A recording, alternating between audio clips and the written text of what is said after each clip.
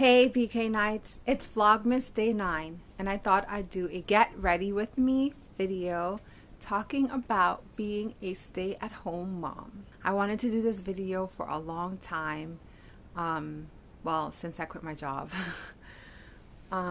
Just to have it for my memories as well, just to remember when my kids are driving me crazy why I decided to be a stay-at-home mom. Okay, but first let's talk about my hair. I did Bantu knots a couple of days ago and I just haven't taken it out, so I thought I'd just do a get ready with me and talk about my life decisions.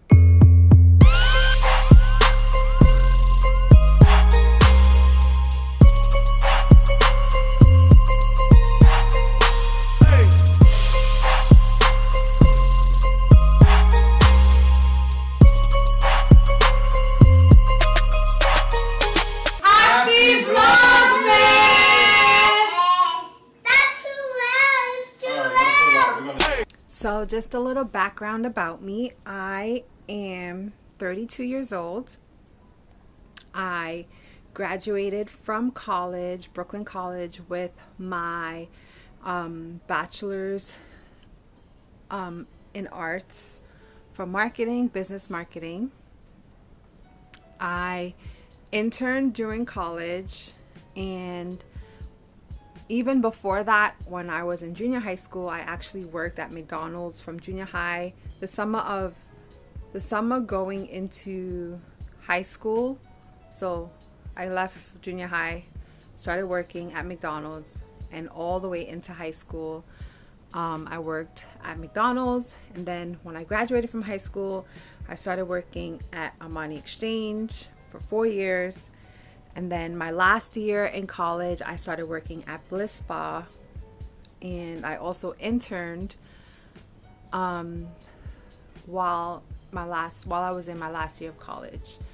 Then I graduated, and I pretty much worked at Bliss Spa for 5 years in New York and in LA, and then back in New York again.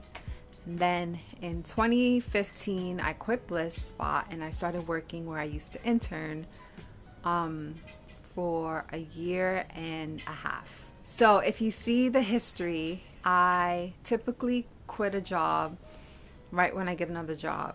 And the history of like 4 or 5 years, give or take, I'll stay with the company. But obviously my last job, I didn't stay for that long.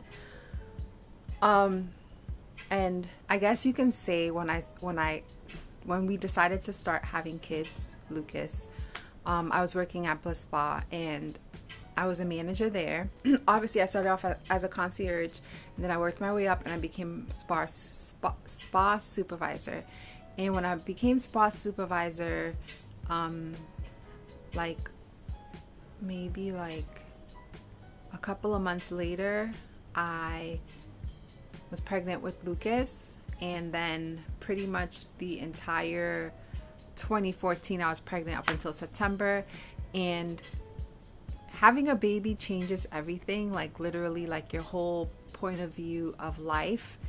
Oh, I also didn't mention that during college I am a fashion designer, so I also made clothes for people freelance, and I also had my boutique, and I used to do like custom designs and also sell items that I would pre-make in all sizes and then put up on a website and sell through that. So while I was working at Bliss and going to school, I did all of that. So when I was pregnant with Lucas, it was really hard for me to sew, because I had to prioritize being a spa supervisor and being pregnant and being sick and, you know, being on my feet all day and all that. So when I gave birth to Lucas, it just changed my whole mind. Like, dang, those 3 months being home with him, I really wish I didn't have to go back to work. But it wasn't in the cards for me to do that because I got bills to pay. I had student loans, I had rent to pay, and all that other stuff. So I was just like, oh, and maybe one day, and then I can focus on being a mom and being at home.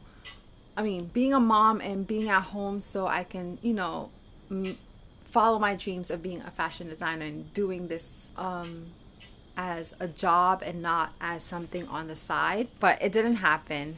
And then 2015, an opportunity came where I was able to interview where I used to intern, to have an actual position where it's paid. So I interviewed and I got the position. So I put my 2 weeks in, took a vacation with me, Jeffrey, and Lucas. And then when I came back, I started working where I used to intern. And at first I was like really excited because I was like, oh, it wasn't that much more money than what I was getting at Bliss, but I had weekends off. I had vacation time, sick time, great medical coverage. What else? Transportation was taken care of. Yeah, that was it. But it was in my degree being in marketing, and I was really excited, but it wasn't the type of marketing I wanted to do. But I just like, you know, I guess I settled after realizing like, okay, yeah, I was excited to get this position, and then realizing that it wasn't really for me. I was like, you know what, I'm just gonna stick it out or whatever for a little bit and see what happens or where it takes me from there. So when I got pregnant with Millie, it wasn't a difficult pregnancy. It was just I was always tired, and as time goes on, you start becoming the person that you want to be and not being the person that you think you should be. And I guess I was more like, well, I still am now. I don't like bullshit. I don't know if Jeffrey will blur that word out. I don't like BS, right? And at my job, I had to deal with a lot of BS and a lot of like subtle racism. No, not racism. Subtle nepotism. That's the word, nepotism. And it wasn't really subtle though. And like power and people being like you know, like they like, yeah, you know you're supposed to respect your boss, and you know, and they have power. But for me, I see everyone the same. I see you as, it doesn't matter who you are, a boss, whatever. The cleaning person, I'm still gonna have respect for you no matter what. But if you don't give me that respect, I'm not gonna want to give it to you, if you understand what I'm saying. So I know this is like something that people deal with on a regular basis, and it's just life. You just have to go through it. But I'm the type of person that I don't feel like if it's unnecessary, I'm not dealing with it, or I'm just gonna speak my mind and tell you how I feel. So it was like a lot of that going on at work, and then I was pregnant and always tired and sleepy, and then I'd come home, and to spend time with Lucas, I would be like, I'll give him baths before bedtime, and read him a book before bedtime so I can have that one-on-one time with him, and then spend time with Jeffrey. And it was a lot. It was like a lot. And Jeffrey was a stay-at-home dad. He was taking care of Lucas while I was at work, and taking the train every day to work, and nobody getting up for me to sit down. So just being pregnant and dealing with all of that, and just the bullshit. Like I enjoy doing the work because I like working. I like working hard and doing what I need to do. And this job could have been pretty much easier than all my other jobs because I had a desk, I had my own space, my own cubicle. I got to manage my own time, like prioritize which job was more important, like as far as like making flyers or making posters. Because pretty much we were marketing within the company. So like the company was really huge, and it had different departments. So each department will come to our marketing department to basically like anything that had to do with like an event, or like making like programs or posters or whatever, anything that had to do with paper or advertising. That's what our department did. And like books and stuff like that, bookmarks, pencils, whatever, anything related to marketing or showcasing their department or whatever. So it was pretty easy. Like, if you think about it, it's pretty easy. You're dealing with people. I had customer service, so customer service, what is it? Customer service background. So even with like the most difficult person, I was able to handle it, you know, but I wouldn't let them walk all over me, if you understand what I'm saying. So I'm trying to give you details without telling you where I used to work, because I still have great relationships with some of the people that I used to work with there, and not everyone was bad. So I don't want to, and I'm not trying to bash them. I'm just telling you my experience and how I felt at the time. So yeah, so pretty much when I was pregnant with Millie, going through all that, it just heightened everything, because, you know, your hormones and everything. So I would call Jeffrey every day and be like, oh my gosh, babe, I can't deal with this. I can't deal with that, blah, blah, blah. Because some people just drove me up the wall. And at a certain point in your life, you just realize, like, I don't need to take this bullshit, you know, this BS. So when I went on maternity leave, I was super excited. I was so excited. And then as the time dwindled down, I was like, oh my God, I have to go back. I don't want to go back. But I went back, right? And I think the only reason why I went back was because when you're on maternity leave, yes, you have insurance, but technically you're not getting, with this job, you're not getting a check. So unless you use your vacation time and all that. So I used up all my vacation time. It wasn't enough to cover my maternity leave, but I also had savings and stuff like that. So we were able to, like, you know, pay our rent, buy food and stuff like that. But since I didn't have a check coming in from work, technically they weren't deducting the amount for insurance. So I don't lose my insurance because I'm still technically employed with that company. So me going back to work would basically pay back off all the time between my maternity leave where I wasn't getting paid. It's basically covering the deductible for the insurance. So I didn't want to, if I quit, I would have to pay all that back out of pocket, and I didn't want to do that. So I went back to work so I can make sure I cover all of the expenses. And it was like the most miserable time, because you know when you have a feeling like I'm gonna quit, and it's like, but you have to wait it out. Like, you know you're gonna quit, but you can't, like, you didn't tell anyone other than like your spouse or whoever, your friends or whatever, and you're like, dang, like somebody rubbed you the wrong way and you just want to, like, yo, I quit, I'm out. You know, that's how I felt every single day that I went there. You know, there were days that were really good days, you know, because there were people there that I did like, but there were other days that I was just like, everyone was just driving me up the wall. Sorry, I'm using my phone as the viewfinder and it fell.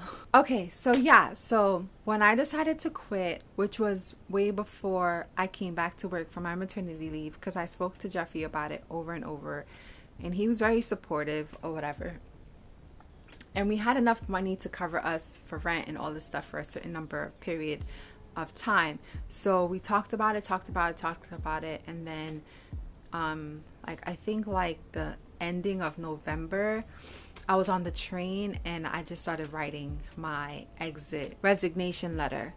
And it was like the most scary feeling in the world, but also the most empowering feeling in the world, because I've never gotten fired from a job, but I've never quit a job without having a backup. And this time I didn't have a backup. And I was so nervous, but I was so happy and empowered, and I felt so happy.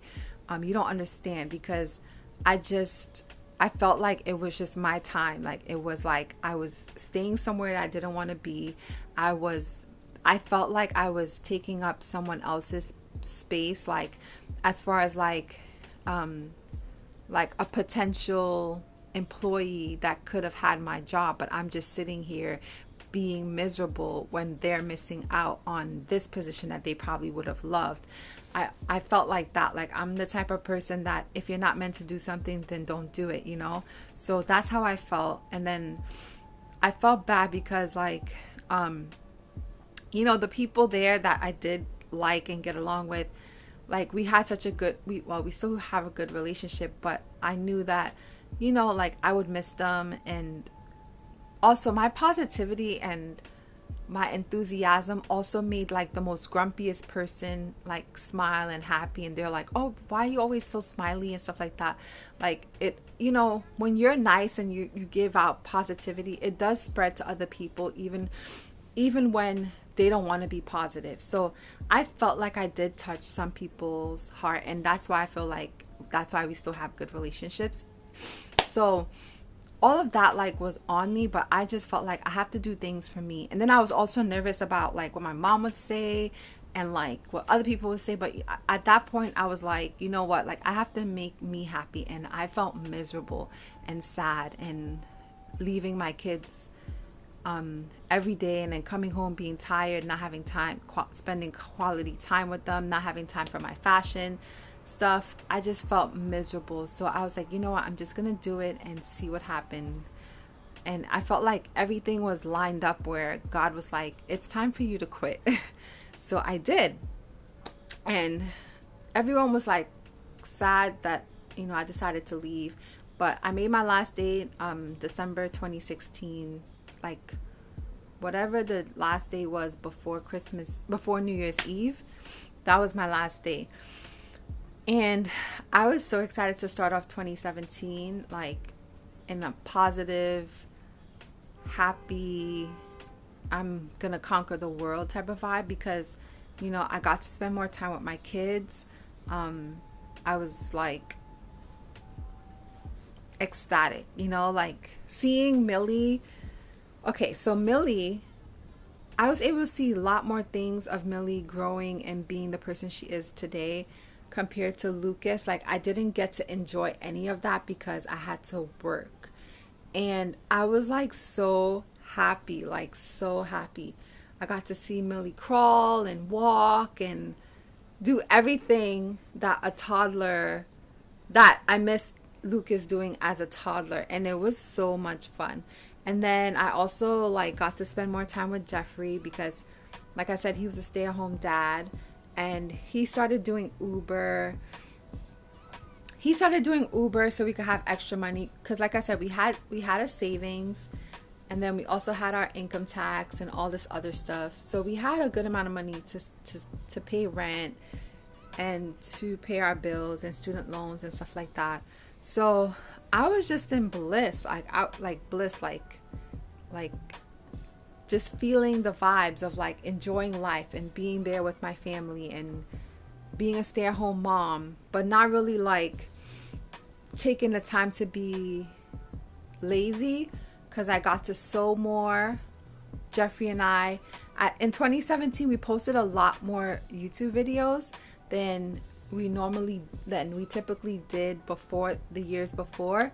And we used to be like very strategic on like what videos we want to post, and having meetings on like, you know, being productive and like doing pop-up shops and when we're going to do a pop-up shop and stuff like that for our boutique NLUSB.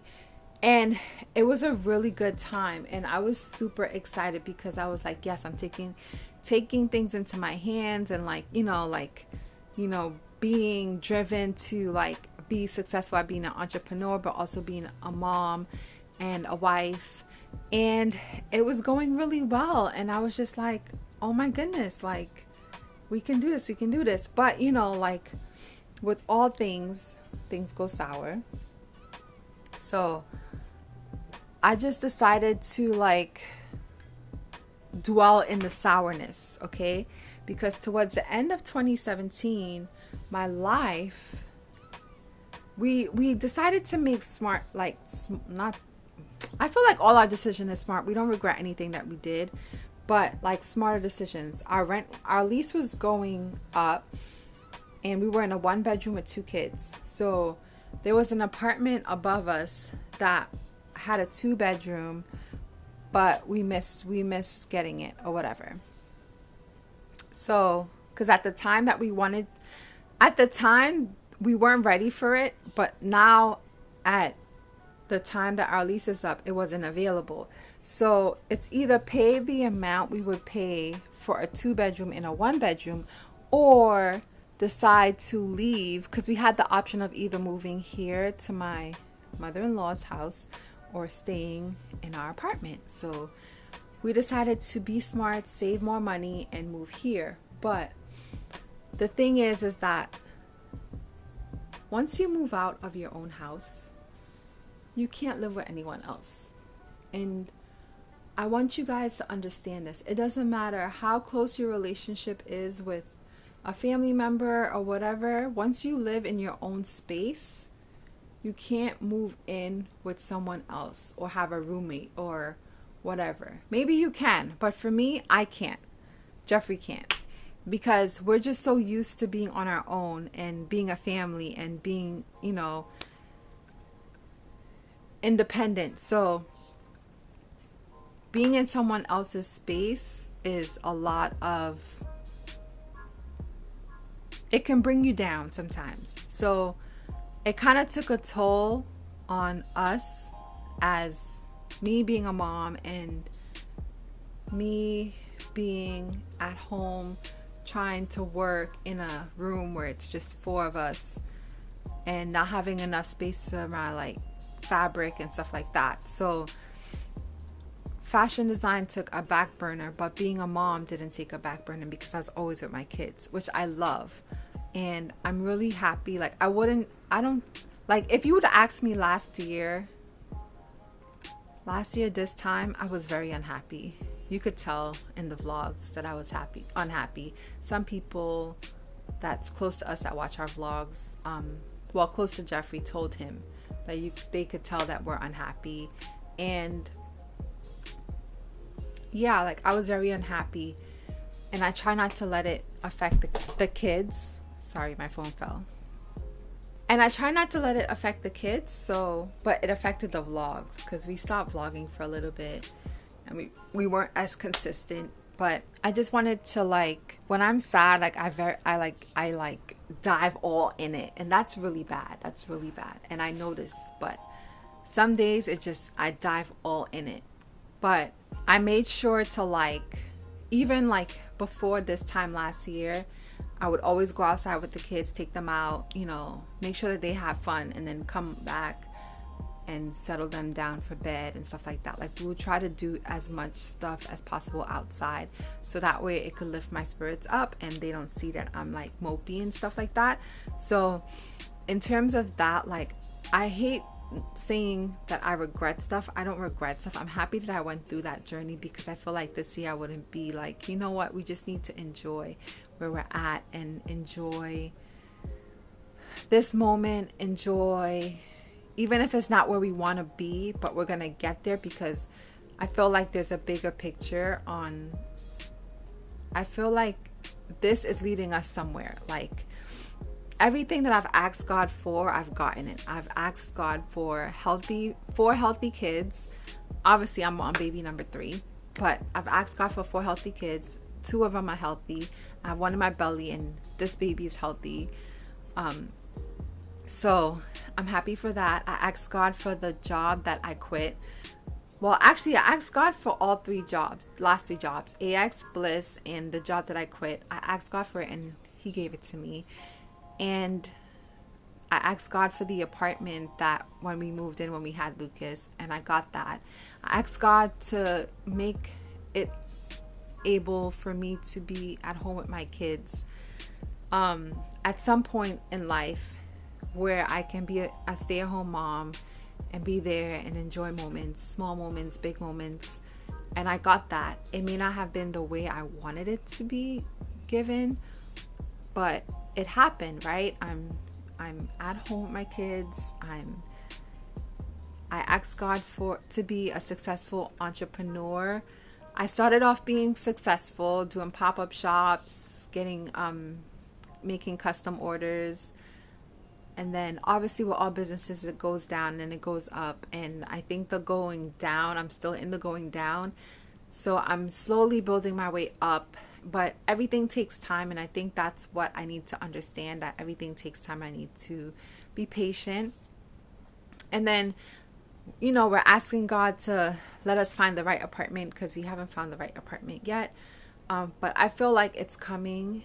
because God knows our plans in our heads, and sometimes your plans don't come to fruition, but sometimes they do, and everything that we've asked God and we've worked hard for have. So I'm praying that it happens soon.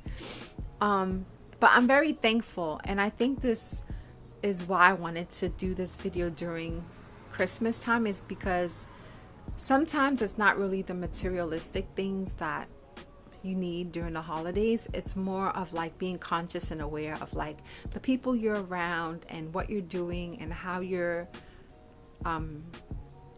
attitude is. Because last year I wish I would have been more positive and not negative, but this year, I mean, we're still in the same position but not as bad, you know, like on how I'm feeling and like, you know, deciding to move here.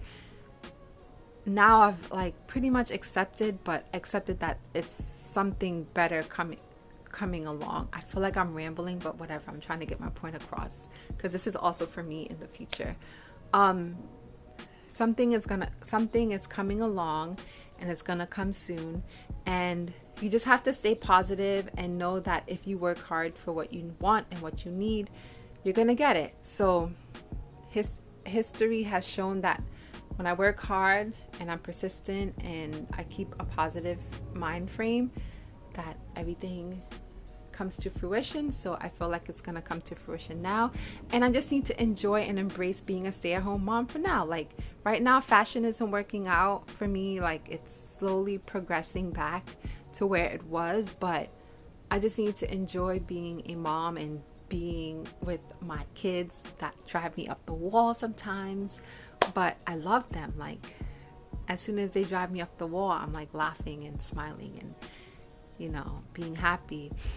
And it's a great feeling to know that I have 2 kids. I was able to push out 2 healthy kids. They're healthy now, and there's some people who aren't able to even do that, so, or have to deal during the holidays with their child being sick and in the hospital. So I'm very blessed and I'm very grateful, and I'm so happy that, you know, I get to experience this life that I've experienced so far, and hopefully it gets better from here.